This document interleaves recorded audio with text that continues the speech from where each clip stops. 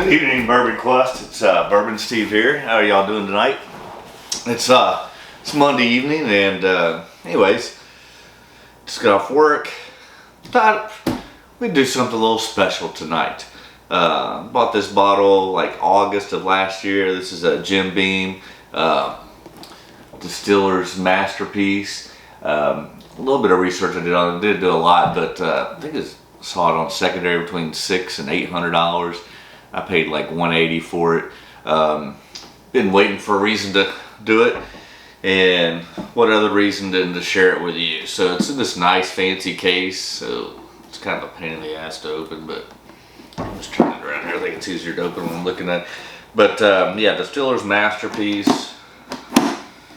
It slides open like so.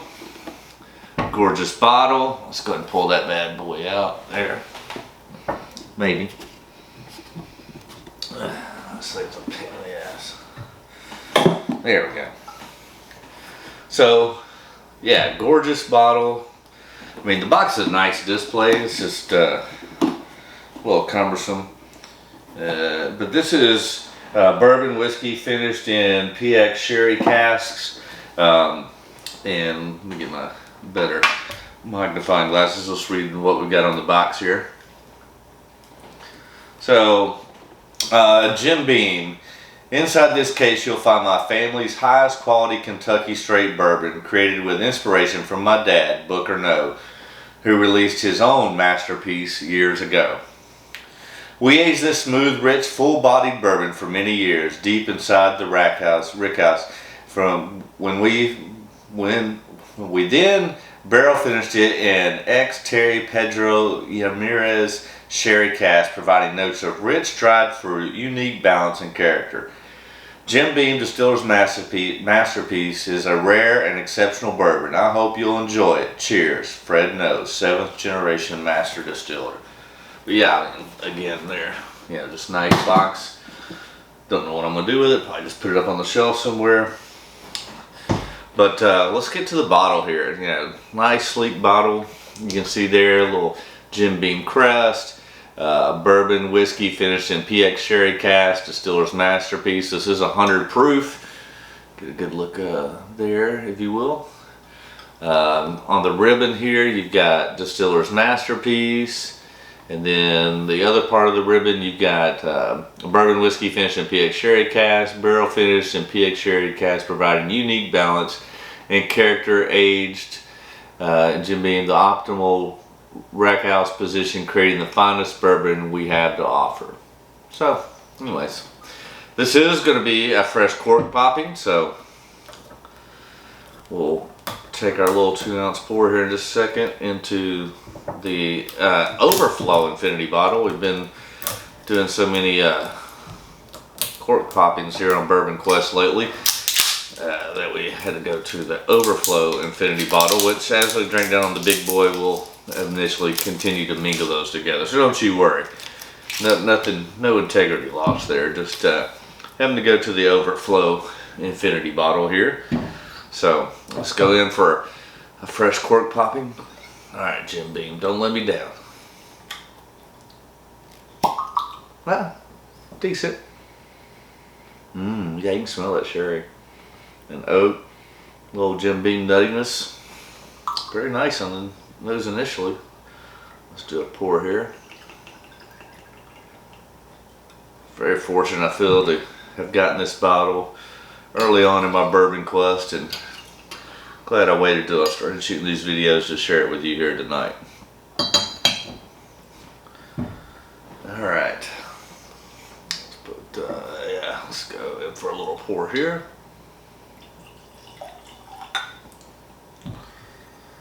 Very fancy bottle. Looks like, you know, definitely for typically an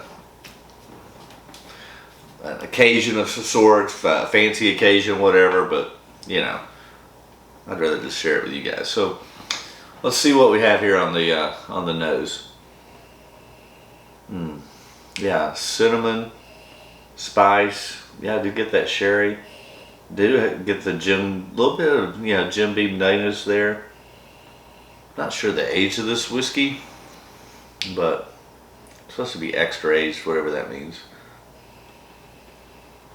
But yeah, definitely cinnamon, spice. Alright, I'm ready for the taste here. Cheers, Bourbon Quest.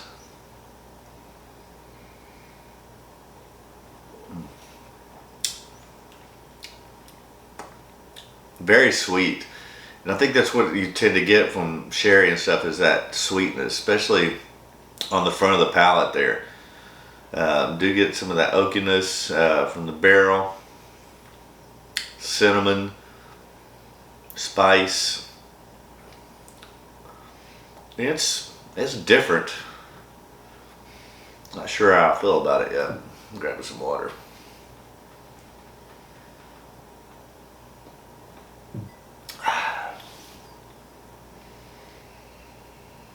The nose is very nice. It's a very inviting, no overpowering. Again, it's 100 proof. And I mean, I don't know, I've even done a whole lot. I'm not a big finished whiskey lover anyways, although, you know, I'm not a fan of Angel's Envy.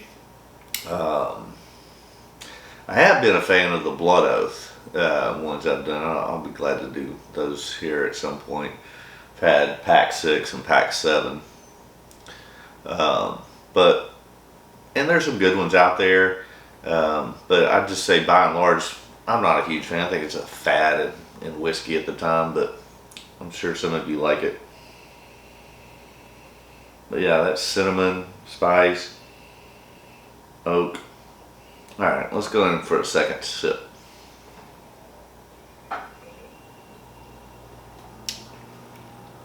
Yeah, that cinnamon, just very sweet.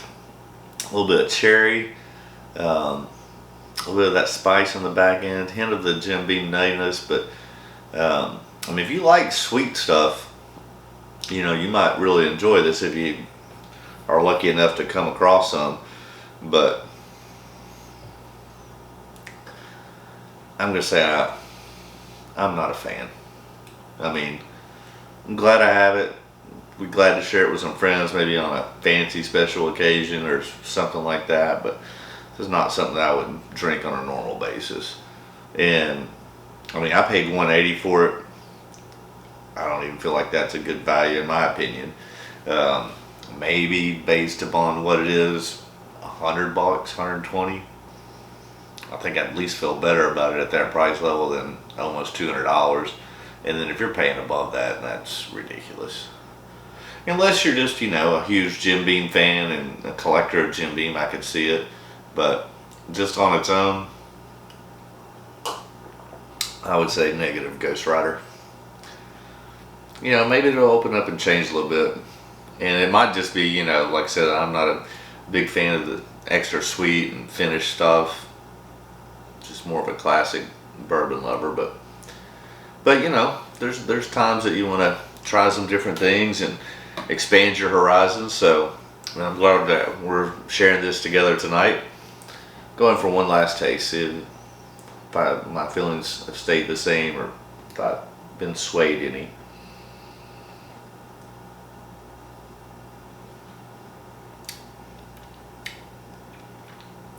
Too sweet for me. I mean, like I said, if you're a fan of sweet whiskey and stuff, I mean, it's sweet and has that cinnamon spice. It does have a, you know, decent finish in my opinion. And I'm sure that some people that love sweet and a little bit of cinnamon spice and stuff would love this. It's just not for me. And so, good try, Jim Beam. Maybe we'll see if you come out. I don't know.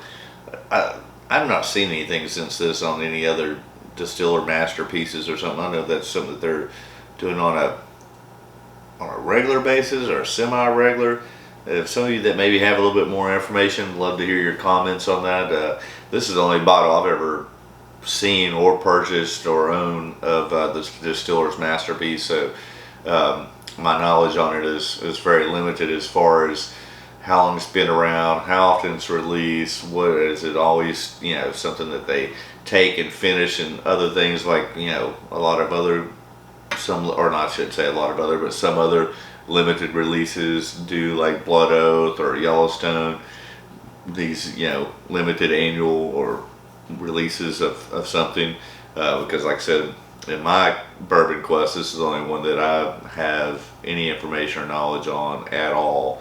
So I'd be interested to see any of you that have had other experiences or know more information, or if this is something that we will see again on a different type of finish or whatever they're trying to do with that. Because I do not know. All right, no sense wasting it. We'll go in for the last little bit of this pour.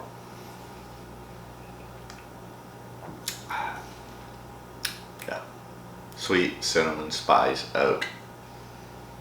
Not my jam. All right. Well, anyways, thanks for tuning in. Love you guys at Bourbon Quest. Please hit that subscribe button. Smash that like button. Let me know how you're doing. What's going on in your quest? Things you'd like to see. Things that that I can improve on or whatever. But anyways, I appreciate you tuning in. I appreciate you following on Bourbon Quest. And again, if you hit that subscribe, like button, leave a comment, it's greatly appreciated. Thanks and good night, Bourbon Quest.